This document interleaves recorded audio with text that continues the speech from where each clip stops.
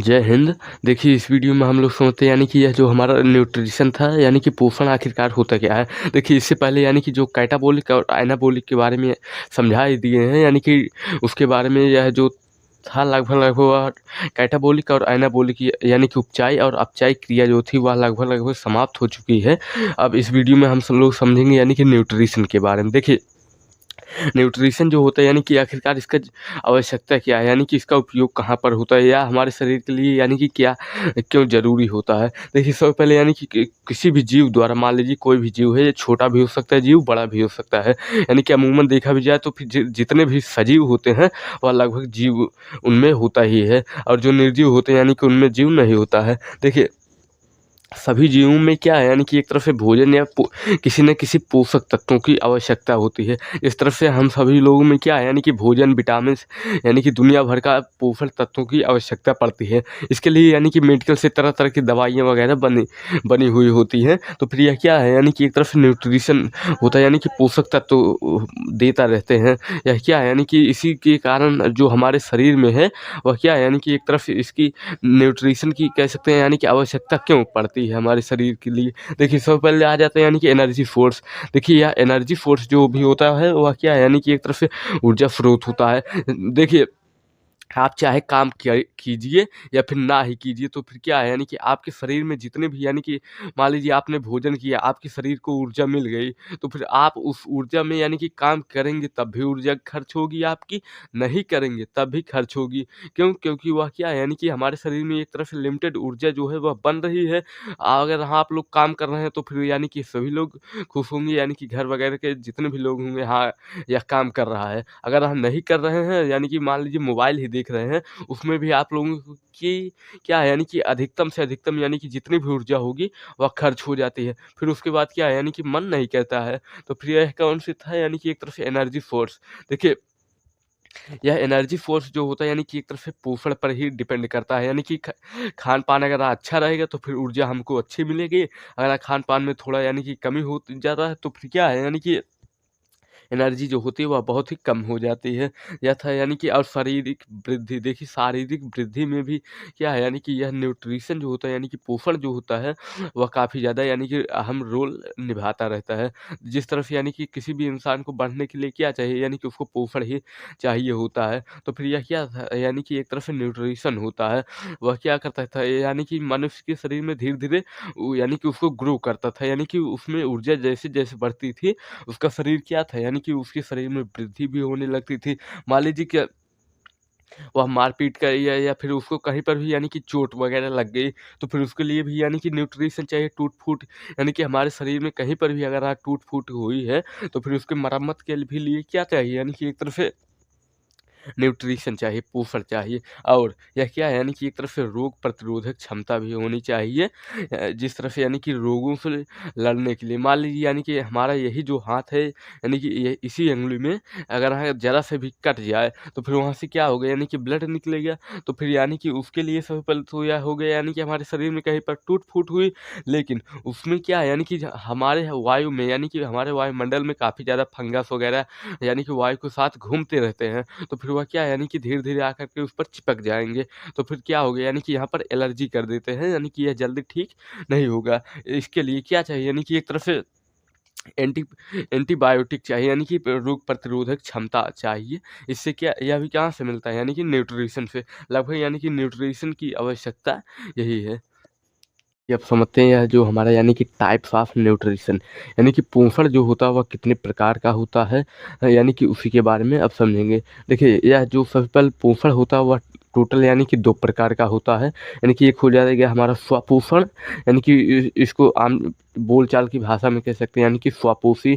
यह जो होता है लगभग अमूमन कि पेड़-पौधों में ही पाया जाता है, कि यह स्वयं के ऊपर डिपेंड रहता है। देखिए यह जो स्वपोषी होता है कि एक तरह से कार्बनिक यौगिक जो होते हैं, जिसमें कि कार्बनिक यौगिक का यह मतलब होता है जिसमें कार्बन जुड़े होंगे। जैसे CO2 यह क्या है यानी कि कार्बन डाइऑक्साइड है।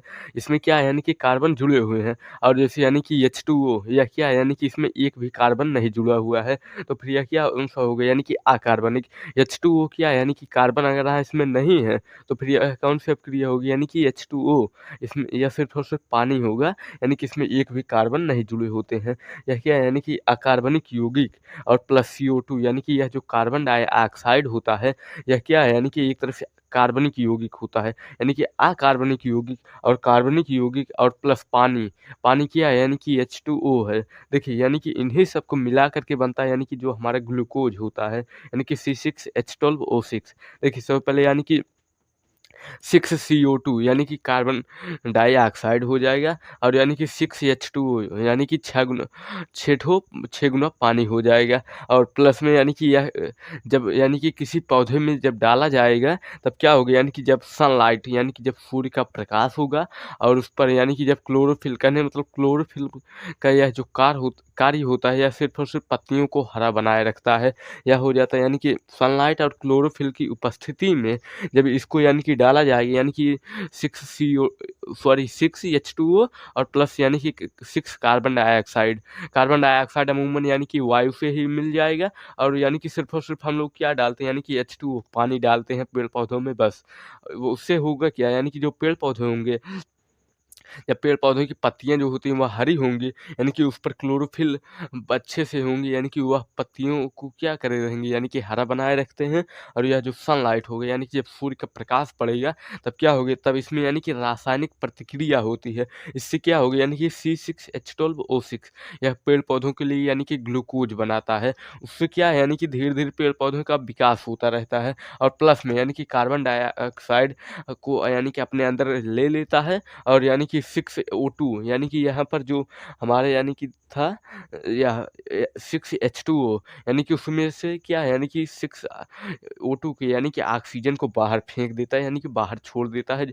ऑक्सीजन को क्या करते हैं यानी कि हम लोग लेते हैं और क्या करते हैं बदले में CO2 छोड़ते हैं। CO2 पेड़ पौधे ग्रहण कर लेते हैं और ऑक्सीजन हम लोग ले लेते हैं। अब फिलहाल यह तो अमूमन बात है, सभी को पता ही होगा।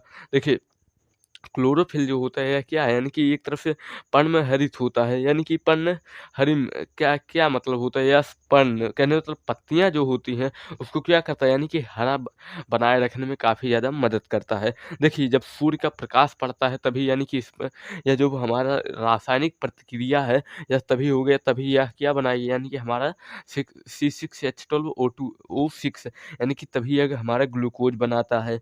तो फिर यह था यानी कि स्वापोषी अब समझते हैं यानी कि विषमपोषी। हाँ, तो देखिए यह जो हमारा स्वपोषी था उसके बारे में बता ही दिए हैं यानी कि थोड़ा बहुत बचे हो गए तो फिर उससे यानी कि अमूमन एग्जाम में नहीं पूछता है। तो फिर देखिए यह जो स्वपोषी था उसके बारे में टोटल यानी कि कंप्लीट एक तरफ से समझ लीजिए कि ने यानी कि कंप्लीट बता ही दिए हैं। देखिए अब समझते हैं विषमपोषी के बारे में। देखिए विषमपोषी जो होता है वो लगभग यानी कि होते तो कई प्रकार के लेकिन जो मेन इम्पोर्टेंट है वह टोटल यानी कि 4 प्रकार के होते हैं। देखिए सबसे पहले आ जाता है यानी कि हमारा हो जाएगा शाकाहारी, मांसाहारी, फिर उसके बाद आता है यानी कि हमारा अपमार्जक यानी कि मृतोपजीवी या क्या यानी कि जहाँ पर यानी कि सड़े गले पदार्थों से या क्या है यानी कि उत्पन्न होते हैं। और एक ठो होता है यानी कि हमारा परजीवी। देखिए सबसे पहले आ जाता है यानी कि जो शाकाहारी होता है इसमें फिलहाल बताने की ज़रूरत तो है नहीं, सभी लोग जानते हैं यानी कि खरगोश, बकरा, बकरी, गाय, भैंस ये सब क्या उनसे कैटेगरी में आते हैं यानी कि शाकाहारी में आते हैं। यह सब क्या है यानी कि एक तरफ से शाकाहारी में आते हैं। क्यों? क्योंकि यह मांस वगैरह को नहीं खाते हैं। इनको यानी कि सिर्फ़ और सिर्फ़ अपने चारे से मतलब होता है। तो फिर यह हो जाता है यानी कि एक तरफ से शाकाहारी। अब देखिए मांसाहारी, मांसाहारी में क्या है यानी कि शेर, बाघ, चील, कौवा यह सब क्या है यानी कि एक तरफ से मांसाहारी होते हैं। क्या है यानी कि मांसाहारी होने के साथ-साथ इनके जो दाँत होते हैं वह क्या है यानी कि काफ़ी ज़्यादा नुकीले होते हैं। इससे क्या है यानी कि यह लोग अपने शिकार को काफ़ी यानी कि आसानी से पकड़ सकते हैं। और मृतोपजीवी में यानी कि कुछ रखा नहीं है।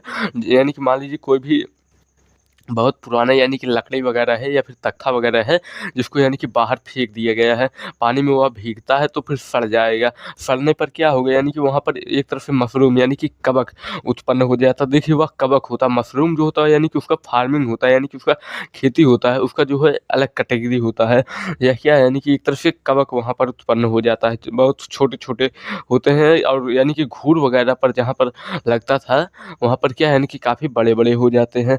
तो क्यों? क्योंकि यानी कि वहाँ पर जो है काफ़ी तेज़ी से सड़न उत्पन्न हो जाती है, कीस्ट हो गए, या सब क्या है यानी कि एक तरह से मृतोपजीवी में आते हैं, यानी कि अपमार्जक। देखिए परजीवी में भी क्या है यानी कि जूं, खटमल, ढील वगैरह ये सब क्या है या परजीवी में आ जाते हैं। देखिए या यानी कि विषमपोषी के बारे में टोटल यानी कि आप लोग समझ ही चुके होंगे। तो फिर यानी कि अब मिलते हैं नेक्स्ट वीडियो में। जय हिंद।